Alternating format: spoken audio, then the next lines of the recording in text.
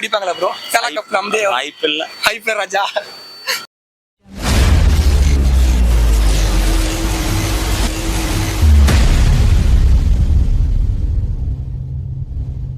RCB match நேற்று பார்த்தீங்களா? CSK தோத்துட்டாங்க. RCB 2008 அப்புறம் ஜாப்பாக்கில் ஜெயிச்சிருக்காங்க. இதை பற்றி என்ன நினைக்கிறீங்க?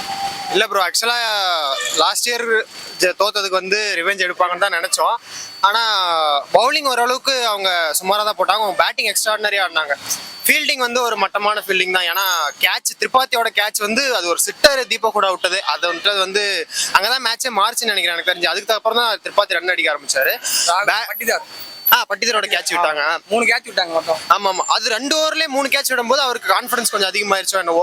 அப்புறம் பவுலிங் கொஞ்சம் சுமாரா தான் போட்டாங்க. 10 ரன் ஃபர்ஸ்ட் ஓவர் ரன் கொடுத்துட்டாரு நிறைய. அதுக்கப்புறம் தான் வந்துட்டு அவர் கொஞ்சம் லாஸ்ட் ஓவர்ல தான் பிடிச்சாரு. பேட்டிங்னு வரும்போது திரிபாத்தி ஆடுறதுக்கு பதிலாக கான்வே ஆடி இருக்கலாம் எனக்கு தெரிஞ்சு. ஏன்னா கான்வேவும் ருத்ராஜும் வந்து 2023ல செம்மையான கான்போவா இருந்தாங்க. அவங்க தான் சீசன் வின் பண்ணாங்க. ஸோ கான்வேவும் ரச்சன் ரவீந்திராவும் இறங்கலாம். இல்லைன்னா ஏன்னா அவங்க நியூசிலாண்டோட ஓப்பனிங். கான்வேவும் ருத்துவும் இறங்கலாம். ருத்து இல்லைன்னா ரச்சின் ஒன் டவுன் ஆடலாம். அந்த மாதிரி பேட்டிங் காம்பினேஷன் கொஞ்சம் மாத்தினா நல்லா இருக்கும். ஹூடா வந்து ரொம்ப கிளிக் ஆகல. அவர்லாம் வந்து எப்பயாவது கிளிக் ஆகிற பிளேயர் தான். அவர் எடுத்துட்டு எனக்கு தெரிஞ்சு விஜய் சங்கரோ இல்லை வேற யாராவது புது பிளேயர் எடுத்துட்டு வந்தா கூட நல்லா இருக்கும். பவுலிங் ஆப்ஷனும் ஆல்ரவுண்டர் ஒருத்தர் வராங்க. அது இல்லாம நேற்று சென்னை கிரவுண்ட்ல ஆடுறதுனால வந்து சாம் கரன் சென்னை கிரவுண்ட்ல அதிகமா பெர்ஃபார்ம் பண்ண மாதிரி தெரியல. வெளியே வேணா அவர் சாம் கரன் நல்லா ஆடலாம். ஏன்னா சென்னை கிரவுண்ட் ஸ்பின்னுக்கு ரொம்ப இது கொடுத்ததுனால. முக்கியமான விஷயம் என்னன்னா மேட்ச் வந்து கொஞ்சம் கைவிட்டு போற நிலைமையில இருக்கு. 13வது ஓவர்லேயே கிட்டத்தட்ட ஒரு 5-6 விக்கெட் விழுந்துருச்சு. அப்போ தோனி வந்திருக்கலாமோ அப்படின்னு சொல்லிட்டு ஏன்னா நிறைய டைம் அந்த மாதிரி சுச்சுவேஷன்ல இருந்து ஜெயிச்சு கொடுத்துருக்காரு. வயசாயிடுச்சு அவரோட விளையாட முடியல அப்படின்னு சொல்லிட்டு சொல்றது ஒரு ரீசனா இருந்தாலும் அட்லீஸ்ட் ட்ரையாசும் பண்ணிருக்கலாம் வந்து. ஏன்னா அந்த டைம்ல அஸ்வின் இறக்கி விட்டது ஒரு இன்டென்சிட்டியே ஒரு எதுவுமே அவங்க வந்து காட்டவே இல்லை. ரொம்ப நேரம் டஃபே கொடுக்கல. ரொம்ப நேரம் வந்து பொறுமையாவே ஆடிக்கிட்டு ரொம்ப ஒரு கொஞ்சம் ரன் ரேட் எத்தனா போதும் அப்படின்ற நிலைமையிலே ஒரு 10th ஓவர்ல இருந்து ஆடினாங்களோ அப்படின்ற மாதிரி ஃபீல் ஆச்சு. தோனி முன்னாடியே வந்திருக்கலாம். கடைசியோ ஒரு எதுக்கு குர்னால் பாண்டியா கொடுத்தாங்க அவங்க அப்படின்ற ஒரு பெரிய டவுட் எனக்கு. கமர்ஷியல் பாக்குறாங்களோ அப்படின்னு சொல்லிட்டு. பட் அது அவங்களோட பிரச்சனை. தோனி முன்னாடியே வந்திருக்கலாம். ஒரு 10th ஓவர் 11th ஓவரே தோனி வந்திருந்தா கொஞ்சம் சான்ஸ் இருந்திருக்குமோ அப்படின்னு சொல்லிட்டு தோணுது. இப்போ ருத்ராஜ் கைட்வாட் வந்து முன்ன வந்து ஓப்பனிங் ஆடி இருந்தாரு. இப்போ வந்து அவர் கேப்டன் ஆனதுக்கு அப்புறம் அவரோட பேட்டிங் வந்து அவர் சாக்ரிஃபைஸ் பண்ணிக்கிறாரு. 1-1 வராரு. வரனால டீமோட காம்பினேஷன் வந்து மாறுது. அதை எப்படி பாக்குறீங்க? அதுதான் ப்ரோ. ஏன்னா அவர் வந்து புது காம்பினேஷன் ட்ரை பண்ணலாம். இல்ல அப்போ ராபின் உத்தப்பா எடுத்துட்டு வரும்போது எல்லாரும் அதான் சொன்னாங்க. ராபின் உத்தப்பா ஃபார்ம்லே இல்லை அப்படின்னு சொல்லிட்டு சொன்னாங்க. பட் ராபின் உத்தப்பா வந்து முன்னாடி நல்ல பிளேயர். அப்போ இவர் எடுத்துட்டு வந்ததுனால நல்லா பெர்ஃபார்ம் பண்ணாரு அவர். அஜிங்கிய ரஹானே ராபின் உத்தப்பா அதே மாதிரி இவர் ட்ரை பண்ணாரோ என்னமோ. மற்ற டீம்ல இருந்து நல்லா விளையாடாதவங்க இங்க வந்தா நல்லா விளையாடுவாங்கன்னு சொல்லிட்டு. பட் அது கிளிக் ஆகிற மாதிரி தெரியல. ஏன்னா திரிபாத்தி இதுக்கு முன்னாடி ஆவரேஜா ஆட்டிருந்தாரு. தீபக் கூடாவும் ஆவரேஜா ஆட்டிருந்தாங்க. அவங்களை எடுத்துட்டு கான்வே எடுத்து வரலாம். இல்லை விஜய் சங்கரோ இல்லை வேற ஏதாவது புது பிளேயர் எடுத்துட்டு வந்தாவும் நல்லா இருக்கும். எனக்கு தெரிஞ்சு ரச்சின் கான்வே எல்லாம் நல்ல காம்பினேஷன். இல்லை ருத்ராஜ் கான்வே நல்ல காம்பினேஷனா இருக்கும். இப்போ வந்து ப்ரோ தோனி வந்து ரொம்ப லேட்டாக தான் வராரு. 18வது ஓவருக்கு மேலே தான் வராரு. அவர்கிட்ட வந்து இந்த ஃபினிஷிங் இருக்குது, அந்த பவர் இருக்குது, அந்த டச் இன்னும் அவர்கிட்ட போல. அவர் கொஞ்சம் முன்னாடியே வர ஒரு 15-14 ஓவருக்கு முன்னாடி வந்தா அந்த சிஎஸ்கே வின்னிங் பர்சன்டேஜ் அதிகமாக. அதுதான் ப்ரோ சொன்னேன். அவர் வந்து அஸ்வினுக்கு முன்னாடி வந்திருக்கணும். இல்லை ஜடேஜாக்கு முன்னாடி வந்திருக்கணும். நிறைய மேட்ச்ல பாத்தீங்கன்னா ஃபினிஷ் பண்ண வேண்டிய இடத்துல ஜடேஜா வருவாரு. ஆனா அவர் அவுட் ஆனோடனே எல்லாம் கத்துவாங்க. அவரே சொல்லியிருக்காரு அவர் வந்து எனக்கு அது பிடிக்கல அப்படின்னு சொல்லிட்டு. ஆனா ஏன்னா அதுக்கு முன்னாடியே தோனி வந்து கொஞ்சம் நேத்துலாம் கண்டிப்பா வந்திருக்க வேண்டியது. வந்திருந்தா அட்லீஸ்ட் மேட்ச் கொஞ்சம் போயிருக்கலாம். அவர் வந்திருக்கலாம் முன்னாடியே. அது வந்து ஒரு இதுக்கப்புறமா அதை திருத்திக்கணும் அப்படின்னு சொல்லிட்டு பாக்குறோம். ஏன்னா முன்னாடி வரவங்க தோனியை பார்க்க தான் வராங்க. அதுவும் இல்லாம மேட்சும் ஜெயிக்கணும்ல. அதனால வந்து தோனி முன்னாடியே வந்திருந்தா நல்லதுன்னு தோணும். அதே மாதிரி ப்ரோ ஆர்சிபி ஃபேன்ஸ் எல்லாம் முன்ன மே 18 சொல்லிட்டு இருந்தாங்க. இப்ப வந்து ஜெயிச்சிட்டாங்க திருப்பிட்டியும். இப்போ அவங்களோட இது இன்னும் அதிகமாயிருக்கு. இப்போ சென்னை வந்து அடுத்த மேட்ச் பதிலடி கொடுத்தே ஆகணும். இல்ல ப்ரோ, நாங்க வந்து சிஎஸ்கே ஆர்சிபி ஃபேன்ஸ் மாதிரி கேவலமா சின்ன சாமியில போயிட்டு எல்லாத்தையும் அசிங்கப்படுத்திட்டு அப்படிலாம். நேத்து ஆர்சிபி ஃபேன்ஸை யாரும் அசிங்கப்படுத்துற மாதிரி ஒரு நியூஸே வந்திருக்காது. ஏன்னா CSK fans RCB fans loyal தான் இல்லைன்னு சொல்ல. ஆனா சிஎஸ்கே ஃபேன்ஸ் ஆர்சிபி ஃபேன்ஸ் மாதிரி கிடையாது. ஸோ பெருசா எதுவும் அவங்க பண்ணல அப்படின்னு தான் நினைக்கிறேன். ஆனா இந்த தாட்டி ஆர்சிபி வந்து ஆக்ஷன்லயே அவங்க ஜெயிச்சிட்டாங்க. ஏன்னா முன்னெல்லாம் வந்து ஒரு டீம் விராட் கோலி மட்டும் டிஃபெண்ட் பண்ண மாதிரி இருக்கும். இப்போ எல்லாருமே சால்ட்ல இருந்து ஏசில் லிவிங்ஸ்டன் எல்லாருமே அடிச்சிடுறாங்க. இந்த மாதிரி பிளேயர்ஸ் வந்து டிஃபென்ஸ் இல்லை கோலி மேல எல்லாருமே ஆடும்போது இப்போ அவங்க ஒரு தனி டீமா தெரியாங்க. ஒரு கப் அடிக்கிறது வாய்ப்பு இல்லை ப்ரோ 18 சீசன். இல்ல ப்ரோ, ஃபர்ஸ்ட் டீம் எடுத்த உடனே இது வந்து ஒரு ஆவரேஜான டீம் தான் நினைச்சேன். ஆனா பிளேயர்ஸ் பெர்ஃபார்ம் பண்றது நல்லா பண்றாங்க.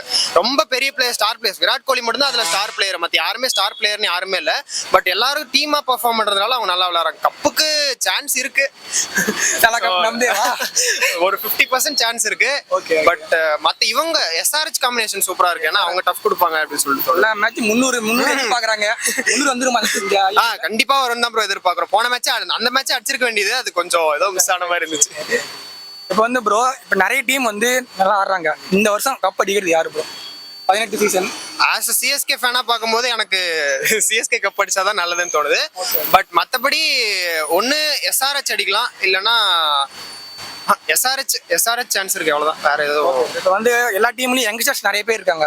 இப்போ சென்னையில் வந்து யங்ஸ்டர்ஸ் கம்மியாக தான் இருக்காங்க. பேட்டிங் ஃபயர் பவர் கம்மியாக இருக்குது. ஒரு டீம்ல அசுதோஸ் இருக்காரு. இந்த மாதிரி புது புது பிளேயர்ஸ் திலக் வர்மாலாம் மும்பை க்ரோ பண்ணாங்க. அந்த மாதிரி நம்மள சென்னையில் வந்து யாருமே இல்லை. ருத்ராஜுக்கு அப்புறம் ஒரு யங்ஸ்டர் வந்து சைன் பண்ணவே இல்லை வரைக்கும். அந்த ஆப்ஷன்லேயே நம்ம எடுக்க மாட்டேங்கிறோம். யங்ஸ்டர்ஸ் மேலே நம்பிக்கை வைக்க முடியாது. ஏன்? ஆமா ப்ரோ, எனக்கு வந்து அது ஒரு வருத்தம் தான். ஏன்னா அவங்க வந்து ஃபினிஷர் ரோல்ல இருக்கிறவங்கள பார்த்து யங்ஸ்டர்ஸ் எடுத்து விளையாட வைக்கிறாங்க. இவங்க இன்னுமே தோனியவே டிபெண்ட் பண்ணிட்டு இருக்காங்களா அப்படின்னு, தோனி ஜடேஜாவே டிபெண்ட் பண்ணிருக்காங்களா என்னன்னு தெரியல. அடுத்த ஆக்ஷன்லயாச்சும் ஒரு நல்ல ஒரு ஃபினிஷரை யங்ஸ்டரா எடுத்தா நல்லா இருக்கும். ஏன்னா தோனி எப்படியும் அடுத்த சீசன் விளையாடுறது கஷ்டம் தான். அந்த ஸ்பாட்டை அட்லீஸ்ட் ஒரு 50% 60% ஃபில் பண்றதுக்காக ஒரு பிளேயர் எடுத்தா நல்லா இருக்கும் தான் தோணுது. அது இல்லாம இப்போ சீனியர் பிளேயர்ஸே இன்னும் எடுத்துட்டு இருக்கிறது யங் கேப்டன் ருத்ராஜ். அது சொல்றதுக்கு ஒன்றும் இல்லை. திருப்பியும் அடுத்த மேட்ச் பெங்களூர்ல பாத்துக்கலாம், அதுக்கு தான் காத்திருக்கும். இப்போ வந்து 2008 வந்து கடைசியா சென்னையில ஜெயிச்சாங்க. அதுக்கப்புறம் இப்பதான் ஜெயிச்சிருங்க. ஜெயிச்சு ரொம்ப வாய் பேசுறாங்க. 2008 ஜெயிச்சாங்க சேப்பாக்கல. அதுக்கப்புறம் 2020 ஜெயிச்சிருக்காங்க. ஃப்ளூக்ல தான் ஜெயிச்சிட்டாங்க. ஃப்ளூக்ல தான் ஜெயிச்சாங்க. அதே மாதிரி நம்ம டீம்லயும் நிறைய சேஞ்சஸ் பண்ண வேண்டியதா இருக்குது. சென்னையில வந்து ருத்ராஜ் வந்து கேப்டனா ஆனதுக்கு அப்புறம் எல்லா மேட்சுமே ஒரு 1-1 வராரு. அவர் ஓப்பனர் தான் நிறைய ரெக்கார்டா வச்சிருக்காரு. அவர் வந்து ஒரு இதை வந்து இது பண்ணிக்கிறாரு. அதை பத்தி என்ன நினைக்கிறீங்க? ஓப்பனிங் தான் அவர் வந்தாதான் நல்லா ரெக்கார்ட் இருக்குது, மேட்ச் ஜெயிக்கிறோம். 1-1 வந்தா அது ஒரு மாதிரி இதாகுது. அது என்ன பத்தி? கான்வே பெஸ்ட் உள்ள கொண்டு வரணும். கான்வே பிளஸ் வந்து ரச்சின் ரவீந்திராங்கிறான் பாருங்க, ருத்ராஜ் ரெண்டு. Conway Ruturaj opening. ஓகே. அந்த திவாட்டியா வந்து இன்னும் ஒரு சான்ஸ் கொடுக்கலாம். ஓகே. அது இன்னும் ஃபெயிலியர் ஆனார்னா இன்னும் வெளியே இது பண்ணிடலாம். ஓகே. வெளியே விஜய் சங்கர் வந்து உள்ள கொண்டு வந்துடலாம். இப்போ தோனி வந்து ரொம்ப கடைசியில தான் வர 18வது ஓவர்ல தான். நேற்று மேட்ச்லயே அவர் நினைச்சிருந்தா அஸ்வின் வர இடத்துல தோனி வந்துடலாம், வந்து ஃபினிஷ் பண்ணிருக்கலாம். RCB கூட செம ரெக்கார்ட் வச்சிருக்காரு, செம டச்சில் இருக்காரு, 6 எல்லாம் பயங்கரமா அடிக்கிறாரு. அப்ப நீங்க முன்னாடி வந்திருந்தா சிஎஸ்கே ஜெயிக்கிறதுக்கு ஒரு வாய்ப்பு இருக்குங்களா? தோனியா அது பண்ண மாட்டேங்குது. 18வது ஓவர்ல வராரு. அவர் மைண்ட் செட் என்னன்னா ஃபர்ஸ்ட் ரன் ரேட் ஏற்றணும் தான் ஃபர்ஸ்ட் இது பண்ணாரு. பார்த்துக்கலாம், ஃபர்ஸ்ட் விக்கெட் டக்குன்னு விழுந்துருச்சு. நேற்று பார்த்த சூழ்நிலையில பார்த்தீங்கன்னா வச்சுக்கோங்களேன், 100 ரன்னுக்கே ஆல் அவுட் ஆயிருக்க வேண்டியது. அவர் என்ன நினச்சிருக்காருன்னா ரன் ரேட் ஃபர்ஸ்ட் இது பண்ணணும், மெயின்டைன் பண்ணணும். இப்போ கடைசியாக பார்த்தா 100 ரன் வித்தியாசத்தில் தோற்றுருக்க வேண்டியது. அது கம்மி பண்ணி 50 ரன் வித்தியாசத்தில் தோற்றுருக்குறாங்க. இப்போ வந்து ப்ரோ RCB ஃபேன்ஸ்லாம் என்னமோ கப் அடிச்ச மாதிரி செலிப்ரேட் பண்ணிருக்காங்க.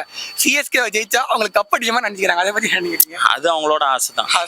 அவங்களால கப் அடிக்க முடியல, அதனால சிஎஸ்கே அடிச்சு சந்தோஷப்பட்டுக்கிறாங்க. ஆமா, அவ்வளவுதான். Super bro. இப்போ வந்து ப்ரோ இப்போ சிஎஸ்கே RCB அடுத்த மேட்ச் பெங்களூர்ல நடக்குது. அது ரிவெஞ்ச் தோனி கிழிச்சிருவாரு. அது நேத்து பண்ணிருந்தா கொஞ்சம் ஃபேன்ஸ் கொஞ்சம் சந்தோஷப்பட்டிருப்பாங்க. அதுதான் கொஞ்சம் பண்ணிருப்பாங்க. ஆனா நேத்து பிச்சு கொஞ்சம் கஷ்டம் தான். செகண்ட் இதுல கொஞ்சம் கஷ்டமா தான் இருந்துச்சு. ஃபர்ஸ்ட் ஆடும்போது அவங்க ஈஸியா ஆடிட்டாங்க. அது பிச்சுக்கு ஏற்ற மாதிரி மாறும். ஃபர்ஸ்ட் பேட்டிங் இப்போ சிஎஸ்கே ஆடி இருந்தா கூட ஜெயிச்சிருக்கலாம். ஃபர்ஸ்ட் பேட்டிங்ல 200 அது மாதிரி இருந்தா இவங்க 100 ரன்ல கூட ஆல் அவுட் ஆயிருப்பாங்க. அது பிச்சை பொறுத்து தான் இருக்கு. இப்போ வந்து ப்ரோ பிச்சு வந்து நாம ரெடி பண்றதுதான். இப்போ ஓம் அட்வான்ஸ் நம்மளுக்கு தான் இருக்குது. ஃபர்ஸ்ட் மேட்ச்ல வந்து ஸ்பின் பிச்சா இருந்துச்சு. அந்த மாதிரி நம்ம 2வதுல எடுத்திருந்தா நம்மளுக்கு சாதகமா இருந்திருக்கும். இப்போ நம்மளுக்கு ஃபாஸ்ட் பவுலிங் அவ்வளோதுக்கு ஸ்ட்ரென்த் கிடையாது. நம்ம ஸ்ட்ரென்த்தே ஸ்பின்னு தான். அப்போ நம்ம ஸ்பின்னை பேக் பண்ணிருக்கலாம். நம்ம பிச்சு அந்த மாதிரி எடுத்துக்கலாம். இப்போ பிச்சிலேயே கொஞ்சம் சொதப்பிட்டாங்க. ஆமா.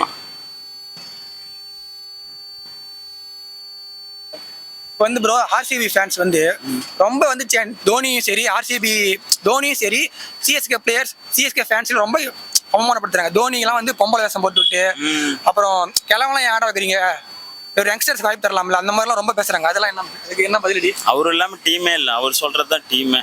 ஃபர்ஸ்ட் நேற்று முடிவு எடுத்ததுமே இந்த ரன் ரேட்டு இது பண்றது அவளோட பிளானா தான் இருக்கும். ருத்ராஜ் பிளான்லாம் இல்லை. சிஎஸ்கேனா தோனி தான் எப்பயுமே, அது மாற்றமே இல்லை. இப்போ விராட் கோலி இருக்கிறாங்க. அவரு என்னது, அவரே கேப்டன்ஷிப் வேணான்ட்டு போயிட்டாரு. எதனால? அந்த ப்ரெஷரை அவரால் தாங்கிக்க முடியல. ஆனா தோனியெல்லாம் அதை தாங்க முடியும். கூலா இருப்பாரு எப்ப பார்த்தாலும். அது நம்ம அந்த நேற்று ஸ்டெம்பிட் பாத்தீங்களா, சால்ட், அது இன்னொரு மேட்ச்லாம் இதே மாதிரிதான். சூரியகுமார் அதுவும் அதுக்கு முன்னாடி அந்த இந்த ICC டோர்னமெண்ட் ஏதோ ஒரு மேட்ச் ஸ்ரீலங்கா அதே மாதிரிதான். அது வந்து திருப்பி பார்த்த மாதிரி இருந்துச்சு.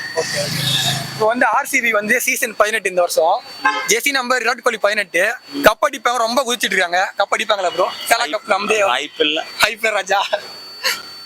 எதனால போய் சொல்றீங்க? டீம் கடி நல்லா இருக்கிற மாதிரி இல்ல இப்ப டீம் நல்லா தான் இருக்குது. அவங்க வந்து இப்ப எல்லா சைடும் பவுலிங் சைடு எல்லாம் இம்ப்ரூவ் பண்ணியிருக்காங்க. அதை வச்சு பார்த்தா சான்ஸ் கம்மி தான். ஆனா இத்தனை டீம் இதோட ஆர்சிபியோட இன்னும் எவ்வளவு டீம் ஸ்ட்ராங்கா இருக்கு. முன்ன வந்து விராட் கோலி நம்பி மட்டும் டீம் இருந்துச்சு. இப்போ வந்து அப்படி கிடையாது. விராட் கோலி நேற்று அடிக்கலனாலும் 101 அடிச்சிட்டாங்க. அந்த அளவுக்கு ஸ்ட்ரென்த்தா இருக்கும்போது வாய்ப்பு இருக்குதா இல்லையா? சான்ஸ் இல்ல ப்ரோ. இல்ல ப்ரெஷர் அவங்களால தாங்க முடியாது. பிளே ஆஃப் ஃபைனல் ப்ரெஷர்லாம். போன தாட்டி பிளே ஆஃப் நம்மகிட்ட வந்து இது பண்ணாங்க, ஜெயிச்சுட்டு போனாங்க, உள்ள போனாங்க. என்ன பண்ணாங்க? உள்ள போயிட்டு நம்ம அவங்களுக்கு சப்போர்ட் தானே பண்ணோம். சரி நம்மள ஜெயிச்சு போனோம், கப்பு வாங்கணும், சப்போர்ட் தானே பண்ணோம். அவங்க என்ன திருப்பி நமக்கு பண்ணாங்க? நாம வந்து நல்லது நினைச்சிட்டோம். அவங்க ஒரு கப்பாச்சி அடிக்கிட்டோம், நம்ம சப்போர்ட் பண்றோம். சரி நம்மள ஜெயிச்சுட்டு போறாங்கன்னு உள்ள விட்டோம். கேவலமா தோத்தாங்களா இல்லையா? நம்மளே ரொம்ப கேவலம் பேசுறாங்க. சிஎஸ்கே ஃபேன்ஸையும் ரொம்ப ஓட்டுறாங்க, சிஎஸ்கே பிளேயர்ஸையும் ஓட்டுறாங்க, ரொம்ப ட்ரோல் பண்றாங்க. ஒரு மேட்ச் ஜெயிச்சிட்டாங்க. போன வருஷம் ஒரு மேட்ச் ஜெயிச்சுட்டு மே 18 சொல்லிட்டே இருந்தாங்க. இப்போ இந்த தாட்டியும் ஜெயிச்சுட்டு ரொம்ப பேசுறாங்க. அதை பத்தி நினைக்கிறீங்க? வரட்டும், பெங்களூர்ல பாத்துக்கலாம். பெங்களூர் சம்பவம் இருக்குது. தோனி சம்பவம் பண்ணுவார் கண்டிப்பா. தோனி அந்த ருத்ராஜ் சம்பவம் பண்ணியே ஆகணும். மான பிரச்சனை இது. யூடியூப் சேனலுக்கு எல்லாருமே லைக் பண்ணுங்க, ஷேர் பண்ணுங்க, சப்ஸ்கிரைப் பண்ணுங்க. பெல்லுங்கிற பட்டன் இருக்கும். உங்க பொண்ணான கையால அந்த பெல்லை மட்டும் கொஞ்சம் அமுக்கிருங்க. உங்க